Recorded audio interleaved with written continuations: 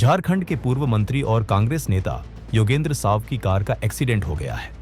हजारीबाग के केरेडारी प्रखंड के जोरदाग गांव में सोमवार रात हुई दुर्घटना में पूर्व मंत्री बाल बाल बच गए, जबकि 7 लोग घायल हुए हैं। पूर्व मंत्री भी मामूली रूप से घायल हुए हैं।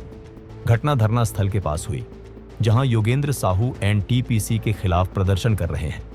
बताया जा रहा है कि गाड़ी के 2 टायर एक साथ फटने से यह दुर्घटना हुई। ग्रामीणों की मदद से गाड़ी को सीधा किया गया और घायलों को स्थानीय अस्पताल में इलाज के लिए ले जाया गया।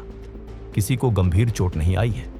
यह घटना ऐसे समय हुई है जब पूर्व मंत्री योगेंद्र साहू केरेडारी प्रखंड के जोरदाग में कोल खनन कंपनी एनटीपीसी के खिलाफ पिछले लगभग 1 महीने से धरना प्रदर्शन कर रहे हैं। फिलहाल इस मामले में योगेंद्र साव के परिवार के किसी सदस्य का कोई बयान नहीं आया है। वहीं पुलिस मामले की जांच कर रही है।